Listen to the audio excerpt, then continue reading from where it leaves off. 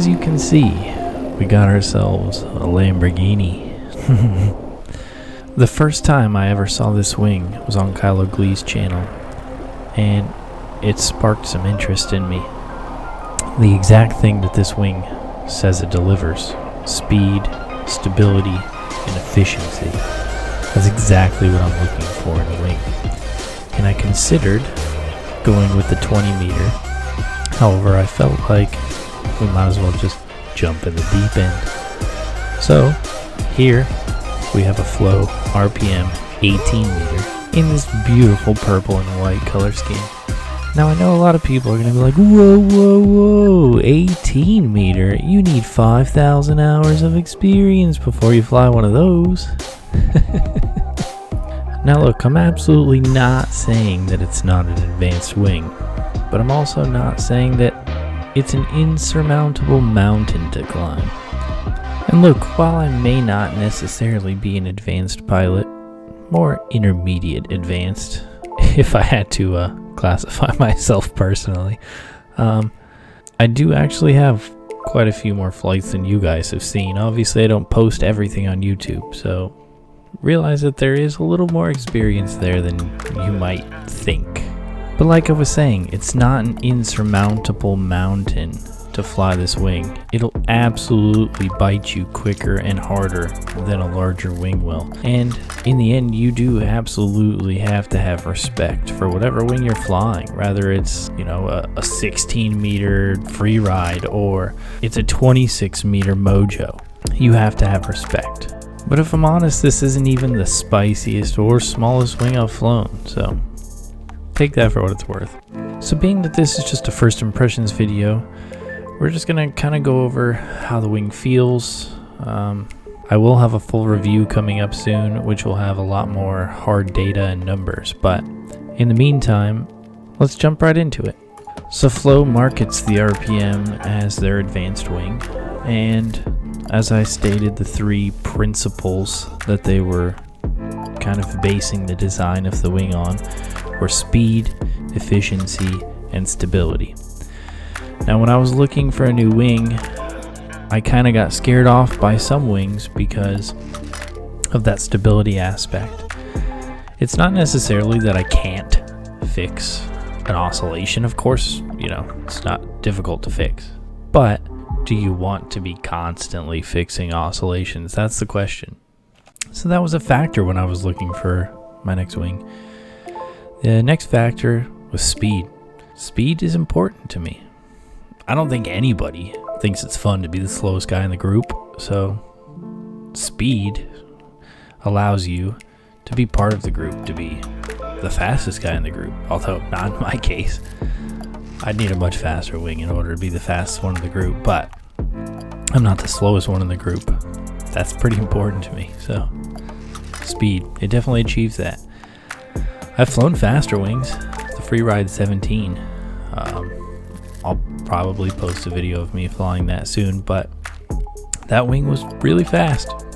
Definitely has a lot of speed. I don't think the RPM is as fast. I haven't run numbers on both wings back to back, but yeah, the Freeride is definitely a fast wing.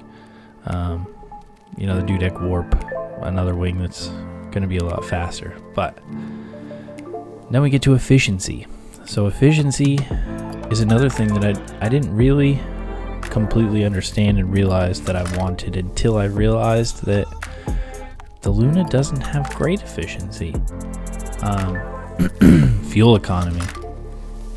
If you're flying 2-3 hours, your fuel burn starts to become a pretty big concern. And when there's other guys burning 70% of the amount of fuel that I've burned in a flight, you start looking into, okay, well, where do I get more efficiency? And like I said, I'm going to have full reviews with numbers coming out on the Luna, on the RPM Flow, and on a few other wings. But when you look at the efficiency numbers on this RPM Flow versus my Luna 23 meter, I actually have a lower cruise RPM on this 18 meter wing than I have on my Luna, which is pretty crazy. So efficiency is definitely something that's become a factor in my mind, and I feel like the RPM flow is pretty efficient, especially for an 18-meter wing. As for agility, so I'm actually going to try to find a way to computate that. I want in my full reviews of these wings to have hard numbers. And agility is something that's kind of hard to quantify. But I have an idea, and we'll see if it works out. But what I can tell you now is that the RPM is definitely an agile wing. Going from like an A or B wing to a C wing is a pretty decent sized jump. It takes less than half the amount of brake pressure in order to get an equivalent turn. But now moving to an 18-meter wing, it's probably another 50% reduction in brake pressure in order to get the turn that you're looking for. So here's a little clip of a far more experienced pilot than myself flying this wing, and let me just give you a disclaimer. Obviously, everyone has their own experience level. This is an extremely advanced pilot that's been flying for a very long time, so don't feel like you can go out and do the things that he does tomorrow.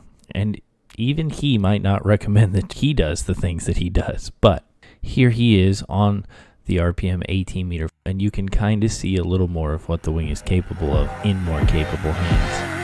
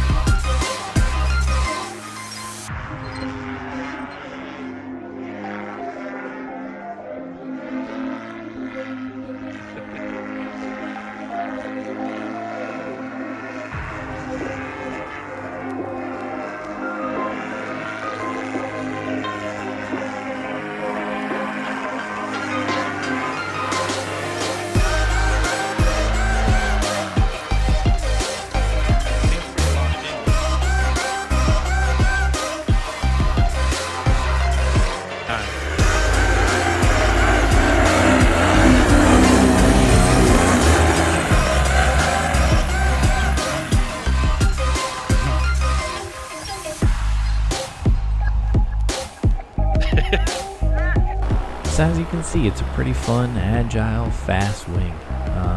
That was actually his first time flying it. He was just kind of feeling it out. So he didn't go super crazy, but he went crazier than I do. So yeah, it was a good time. But there are a few aspects of the wing that I'm not entirely in love with. So one thing about my Luna is it's got to be the easiest launching wing in the entire world. Like, it's just so forgiving. It's super easy, gentle, lightweight. It's just an amazing wing to launch. And this flow seems to be slightly more finicky.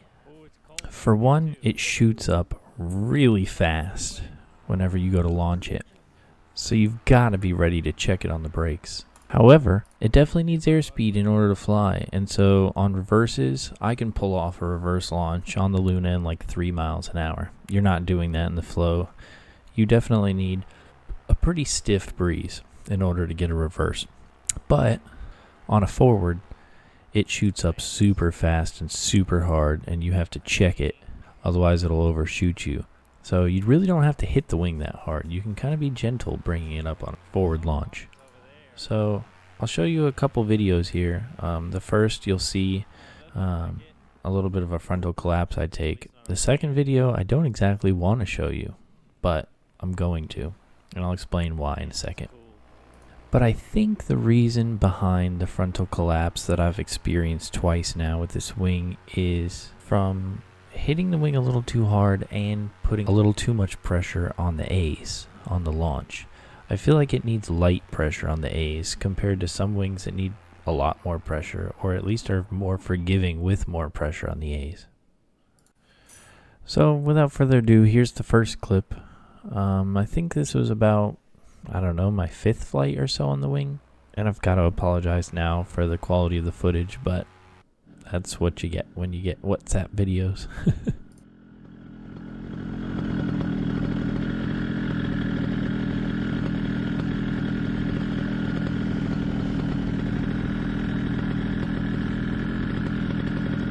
It's done. And here's the video of my first ever launch on this wing. And I really don't want to show anyone this video, but I'm going to do it because I'm not trying to hide anything. This was a really bad launch. It almost went very bad. And it's probably the worst launch I've ever had on any wing ever. And I've also redacted the audio from this video just because I feel like it doesn't necessarily paint the person recording the video in the best light. And I'm really not trying to intentionally make anyone look bad. So we'll leave that as it is. So in the end, I really like the flow RPM. I don't think that it's an everyday wing for me. I feel like it's a wing that I'll fly when there's some wind, or a wing I'll fly when I really want to go fast. I still feel like the Luna is going to be a most of the time wing for me. And this is just going to be a sometimes wing for me. But overall, I'm a fan. It definitely does have good flare authority, and I feel like if you get it right, it can definitely land nice and slow, as you'll see in the clip right here. But there's definitely a smaller margin for error with landing, launching, really anything. But I feel like that's more so a thing about an 18-meter wing versus the 23 that I'm used to flying than it is about the flow itself. But I would highly recommend that if you're a reasonably experienced pilot, you give one a try. It's definitely a fun wing, and I think it's worth giving it a flight. But I really genuinely want to thank you guys for watching. And if you could, please like, subscribe, and I'll see you on the next one. Just keep moving. He just stops.